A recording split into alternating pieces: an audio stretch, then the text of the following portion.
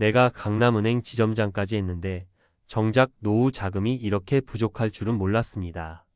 많은 분들이 이런 고백을 들으면 설마 하고 고개를 갸웃하실 거예요. 강남의 지점장까지 했으면 얼마나 벌었겠어? 노후 자금 넉넉하겠지. 하고 말이죠. 하지만 막상 본인은 이렇게 말합니다. 평생 돈을 관리해줬는데 내 돈 관리는 못했네요. 이 이야기를 꺼내는 이유는 우리 대부분이 이와 비슷한 함정에 빠질 수 있기 때문입니다.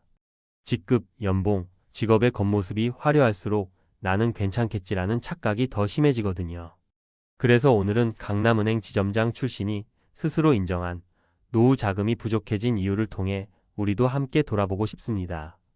먼저 그 지점장은 30년 넘게 은행에서 일했습니다. 강남 한복판에서 VIP 고객을 관리하고 대출, 투자, 상담을 해주며 매년 성과급도 받고 안정적인 월급도 있었죠. 그런데 정년을 맞이해 퇴직금을 받고 나니 현실이 확 달라졌습니다. 그가 털어놓은 이야기는 이렇습니다. 나는 내 고객들한테는 절대 집 한 채만 믿지 말라고, 사업자금이랑 생활자금은 따로 마련하라고 그렇게 강조했는데 정작 나는 강남 아파트 값이 올라서 그냥 그거 하나 믿고 있었던 거죠. 이 첫 번째 사례가 우리에게 주는 교훈이 큽니다. 첫 번째 함정은 집값 상승 신화에 의존입니다. 그 지점장은 집 한 채에 거의 모든 자산을 묶어두고 현금 흐름 준비를 못했습니다. 퇴직 후에도 생활비는 매달 나가는데 현금이 부족해지자 결국 대출을 다시 꺼내 쓰거나 집을 담보로 연금형 대출을 고민하게 된 거죠. 두 번째로 그가 말한 건 이거예요. 은행 지점장이라는 체면 때문에 자식 결혼 비용도 남들처럼 안 해줄 수가 없었어요. 그냥 주택자금 1억, 예식비 5천, 나머지 신혼살림까지 해주느라 2억 넘게 빠졌어요. 두 번째 사례는 자녀 지원의 압박입니다. 많은 부모들이 내가 은퇴하면 너희한테 부담 안 주겠다고 다짐하지만 자식이 결혼한다고 하면 그 말은 쏙 들어갑니다. 그리고 이게 노후 자금을 한 방에 줄여버립니다. 심지어 체면이 큰 변수예요.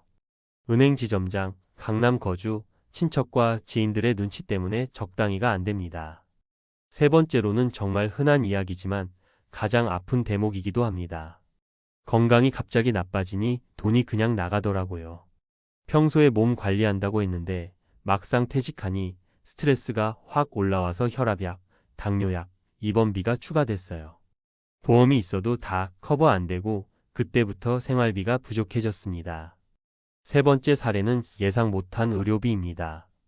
많은 분들이 나는 건강하니까 아직 멀었어라고 방심하다가 60대 초반에 건강이 한번 삐끗하면 지출이 폭발적으로 늘어나요. 특히 정기적인 약값과 입원 비용, 간병비까지 고려하면 적은 돈이 아닙니다. 이 지점장이 스스로 정리하면서 한 말이 인상적이었어요.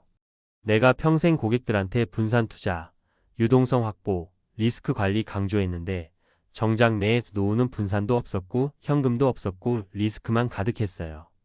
이 이야기를 들으면서 저는 참 공감이 갔습니다. 왜냐하면 직업이 뭐든 소득이 얼마였든 우리 모두 이 함정에 빠질 수 있기 때문이에요. 퇴직이 가까워질수록 나는 괜찮을 거야 라는 근거 없는 자신감이 오히려 위험합니다. 또 우리 집값이 많이 올랐으니 팔면 되지라고 쉽게 생각하지만 막상 팔기도 어렵고 팔면 살 곳이 마땅치 않아 더 좁거나 불편한 곳으로 이사해야 하죠. 자녀 결혼은 예고 없이 찾아오는데 우린 안 해준다 하고 버티기란 생각보다 어렵습니다. 그리고 건강은 정말 돈으로도 100% 해결이 안 되는데도 방심하다가 지출이 확 늘어납니다. 그렇다면 우리는 어떻게 대비해야 할까요? 전문가들은 한 목소리로 이렇게 조언합니다. 첫째, 자산을 반드시 나눠두세요. 집값이 올랐더라도 현금성 자산을 별도로 만들어야 합니다. 집을 담보로 대출하는 시나리오를 미리 계산해보고 부담 가능한 범위도 알아둬야 하고요. 둘째, 자녀 지원은 무조건 한도를 정해야 합니다. 우린 이만큼까지만 해준다고 선을 명확히 정해야 부모도 노후가 지켜지고 자녀도 스스로 서게 됩니다. 셋째, 건강은 지금부터 관리하고 예상 의료비를 노후 예산에 넣어야 합니다. 보험을 준비하되 보험이 못 막는 부분을 위해 별도 비상자금도 필요합니다. 결국 강남은행 지점장 출신이 말하는 턱없이 부족한 노후 자금의 이유는 돈을 못 번 게 아니라 돈을 잘못 나눠두고 잘못 썼고 예상하지 못한 리스크를 무시했다는 데 있습니다.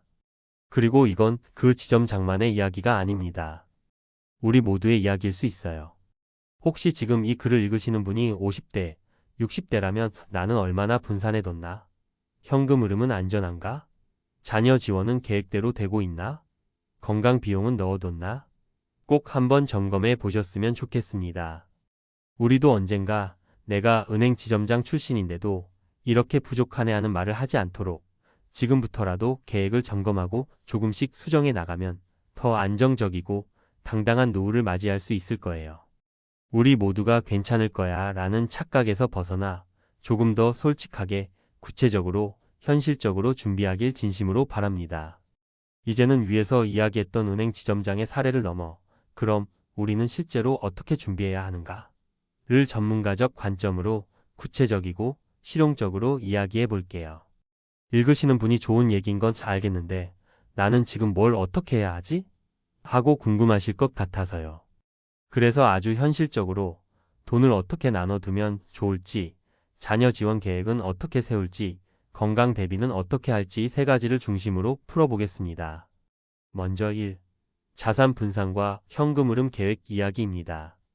은행 지점장 출신분이 가장 크게 후회한 게 이거였죠. 내가 집 한 채에 다 몰빵해 버렸다. 사실 한국에서 너무 흔한 실수예요. 강남이든 지방이든 많은 분들이 집값이 오르니까 이 정도면 노후 준비 끝났지라고 생각하는데 문제는 현금이 안 나오는 자산이라는 거예요. 전문가들이 권하는 건 간단합니다. 전체 순자산 중 최소 2030%는 현금성 자산이나 안전자산으로 유지하라는 거예요. 현금성 자산이란 예금, CMA, MMF, 단기채 펀드 같은 걸 말합니다. 안전자산은 채권형 펀드, 즉시연금, 공적연금, 월지급형 상품 등. 예를 들어 6억 원 자산을 갖고 있으면 적어도 1억 2천만 1억 8천만 원 정도는 언제든 생활비로 꺼내 쓸 수 있는 형태로 빼두라는 거예요. 왜냐하면 은퇴 후 생활비는 매달 빠져나갑니다. 부부 기준으로 수도권 평균 생활비가 월 25만 300만 원 정도는 필요하다는 게 보편적 통계예요. 연간으로는 3천만 원 이상이죠. 10년이면 3억 원 가까이 필요합니다. 퇴직금이나 부동산 매각, 대금이 한 번에 들어왔다고 해도 이걸 어떻게 분할해 쓰느냐가 핵심이에요. 내가 10년 뒤에도 매달 생활비를 꺼내 쓸 수 있나? 이걸 먼저 점검해야 합니다. 여기서 팁을 드리자면 영목이지주택연금도 옵션으로 생각해 두세요. 강남에 살든 지방에 살든 주택 가격이 2억 이상이면 주택연금 가입이 가능해요. 주택을 팔지 않고도 매달 10만 200만 원의 생활비를 평생 받을 수 있어요. 은행 지점장 사례처럼 집 한 채만 믿었다. 담보대출을 새로 받는 것보다 훨씬 계획적인 방식입니다. 하지만 주택연금은 가입 시점에 금리가 고정되니 본인 나이와 생활비 필요 수준을 잘 시뮬레이션해보고 결정해야 해요. 2. 자녀 지원 계획 꼭 한도 정하기. 두 번째 함정이었던 자녀 결혼 비용은 감정적으로도 정말 어려운 문제예요. 우리 애가 결혼한다는데 어떻게 안 도와줘? 이런 마음 때문에 부모님들이 계획을 무너뜨리곤 하죠. 실제 통계도 보면 한국 부모의 자녀 결혼 지원 평균 금액이 1억 원 안팎입니다. 강남권, 수도권 상위권 부모일수록 이 비용이 더 높아져요. 그런데 은퇴 자산 5억 10억이 있는 분도 이 중 2억을 자녀에게 내주면 본인 생활비가 단숨에 20년치가 줄어듭니다. 이게 얼마나 큰 타격인지 계산하면 소름 끼칠 정도예요. 그래서 전문가들은 반드시 이렇게 조언합니다. 자녀 지원 한도를 미리 정하고 가족회의에서 공유해라. 얘 결혼 자금으로 5천만 원까지만 지원하겠다. 주택자금, 혼수비용, 결혼식 비용이 어디까지 부모 몫인지 선을 명확히 해두세요. 이걸 못하면 결국 부모가 노후에 자녀에게 손 벌려야 하는 상황이 옵니다. 부모가 불편하고 자식도 불편해지죠. 이건 정말 미리 이야기해야 가족 모두가 편해져요. 3. 건강 리스크 대비 진짜 구체적으로 계산하기. 마지막 함정이었던 건강 비용 문제. 많은 분들이 나는 건강하니까 괜찮아라고 방심하는데 전문가들이 강조하는 건 비용을 수치로 넣어두라는 거예요. 실제 데이터를 보면요. 60대 이상 평균 의료비 지출은 연 20만 300만 원 수준입니다. 질병이 생기면 연간 500만 원, 1천만 원 이상으로 급등합니다. 장기 요양 간병 비용은 월 10만 200만 원이 추가되기도 해요. 그런데 은퇴 준비할 때 이 비용을 아예 빼먹는 경우가 너무 많습니다. 그래서 전문가들은 이런 계산을 권합니다. 기본 의료비 연 300만 원, 추가 비용 연 200만 원까지 예비해 두라. 즉 최소 연 500만 원, 20년 기준 1억 원 정도를 의료 간병 대비금으로 잡으라는 거예요. 방법은 장기요양보험, 실손보험을 최대한 활용하되 보험이 다 커버 못하는 자기부담금을 대비하는 비상금 계좌를 따로 만들어 두세요. 연금보험이나 즉시연금 중 일부를 의료비 전용 통장처럼 활용하는 것도 방법입니다. 마지막으로 현실적인 조언을 드리자면 은퇴 설계는 심리적 마지노선을 꼭 설정해야 합니다. 자산 중 이건 손 떼지 않는다는 안전자금, 자녀 지원 이 이상은 못 준다는 선, 매달 꺼내 쓸 생활비 플랜을 미리 계산해보고 테스트해보는 연습. 이런 식으로 구체적으로 현실적으로 플랜을 세워야 합니다. 강남은행 지점장 출신의 사례가 우리에게 던지는 교훈은 내가 돈을 잘 벌었느냐가 아니라 내가 그 돈을 어떻게 나눠두고 쓰느냐였거든요. 오늘 이 글을 보시는 분들이라도 지금이라도 한번 펜과 종이를 꺼내서 내 총 자산에서 현금성 자산이 몇 %인지, 자녀 지원 계획은 명확한지, 건강 리스크 대비금은 별도로 있나, 이걸 꼭 점검해 보시길 진심으로 권합니다.